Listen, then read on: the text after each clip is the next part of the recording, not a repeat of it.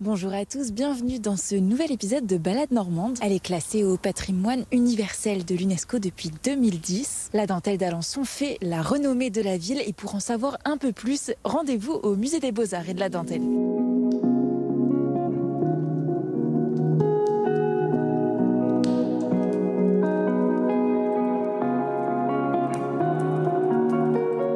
Bonjour Bénédicte. Bonjour. Alors nous, dans Balade normande, on aimerait en savoir un peu plus sur cette fameuse dentelle d'Alençon. Quelle est son histoire ?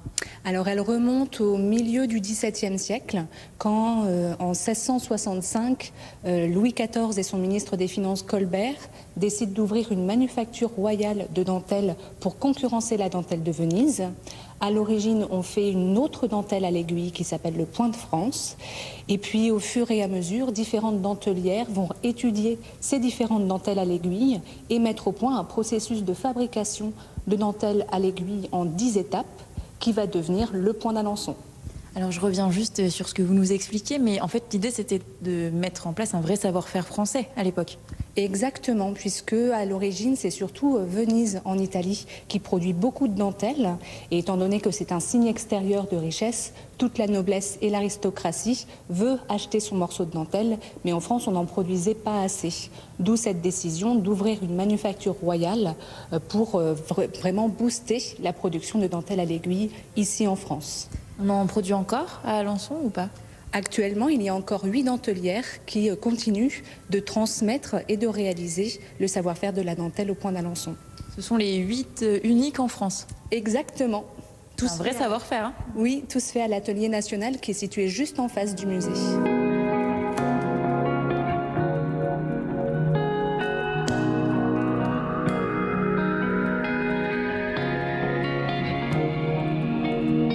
À l'origine, c'est surtout la dentelle de Venise qui s'exporte beaucoup en Europe.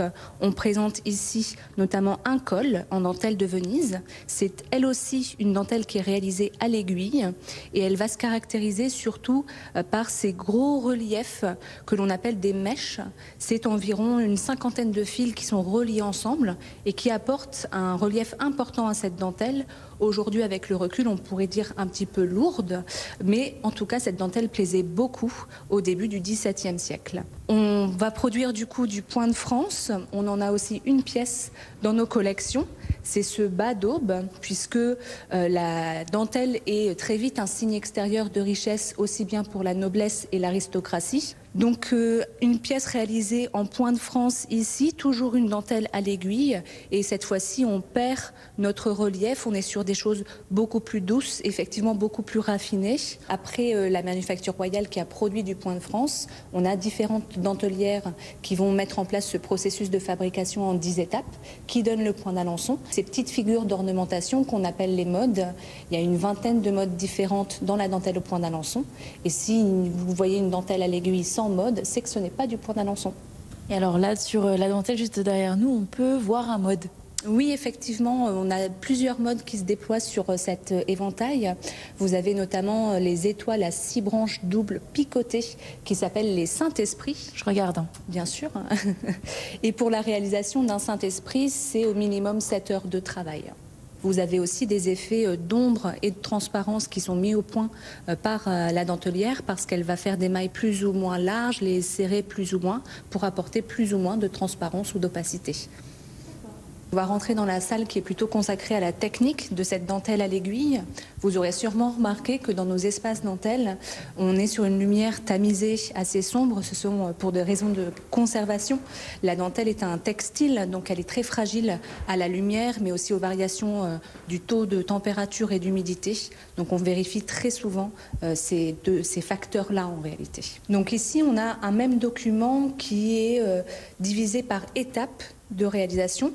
Donc on commence avec un dessin technique qui reprend les contours de la dentelle. Ce dessin technique, il va nous permettre de faire ensuite le piquage pour pouvoir ensuite encore réaliser la trace. C'est le contour de la dentelle, mais cette fois-ci au fil et à l'aiguille. Et enfin, réaliser les brodes où on repasse par-dessus la trace, donc le contour de la dentelle, pour apporter un léger relief à cette dentelle. Vous avez absolument voulu nous montrer le voile qui est juste derrière nous. Pourquoi il est si important ? C'est effectivement notre pièce d'exception. C'est uniquement de la dentelle au point d'Alençon, donc une dentelle réalisée encore une fois à l'aiguille, à la main.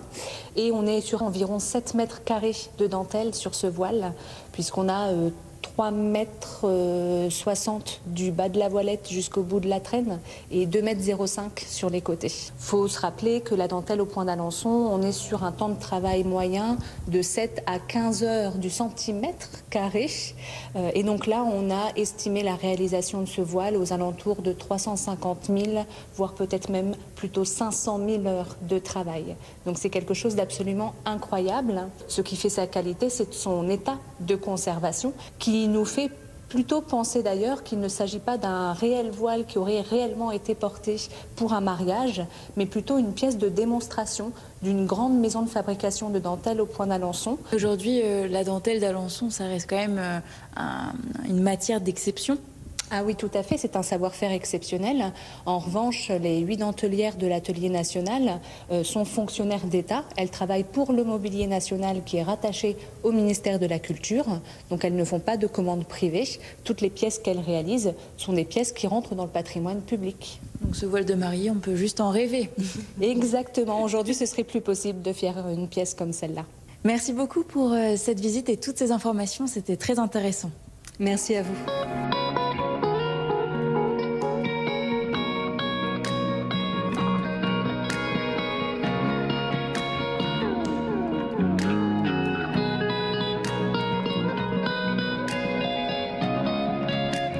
Bonjour Maxime. Enchanté. Alors on est tombé sur votre boutique en se promenant à Alençon. Ici on fait du café. On fait du café et je grille moi-même mon café. Quelle idée de torréfier du café à Alençon ? Oh bah vous savez, moi c'est quelque chose qui m'intéressait depuis longtemps. Il se trouve que j'avais besoin de faire une reconversion puisque j'ai été 20 ans enseignant. Donc voilà, quand j'ai su que le magasin ici était à vendre, je me suis dit voilà, on se lance. C'est un magasin qui existait depuis longtemps à Alençon ? Oui, 1976 la création. Donc il y a une vraie histoire. Une belle histoire, oui. Puis la machine qui est derrière moi d'ailleurs était là en 1976 et elle est d'occasion. Donc c'est vous dire qu'elle a un petit peu d'âge. Alors comment ça se passe la torréfaction du café ? Bah, la torréfaction c'est simple, hein. Je reçois le café vert qui est derrière vous, là, ici. Le café qui est vert donc, et qui doit être grillé donc, dans la machine que je fais chauffer à 250 degrés. Et la cuisson dure systématiquement entre 15 et 20 minutes. Alors les gens ici viennent chercher leur café, il y en a pour tous les goûts ? Il y en a pour tous les goûts, j'ai une vingtaine de références. Différents terroirs, Afrique, Amérique du Sud bien entendu, et puis aussi l'Indonésie. Merci beaucoup. Voilà, je vous en prie. Bonjour Raphaël, on vient de l'épicerie des Ducs qui nous a conseillé votre adresse. Où est-ce qu'on se trouve ici ? Eh bien, nous sommes au Caves de la Rotonde, au 5 rue des Filles Notre-Dame, donc tout près effectivement de l'épicerie des Ducs et de la Halle au Blé, vraiment un des bâtiments emblématiques d'Alençon. Donc dans la plus vieille cave d'Alençon, qui existe depuis le début des années 80. Voilà, donc spécialisée notamment dans le vin.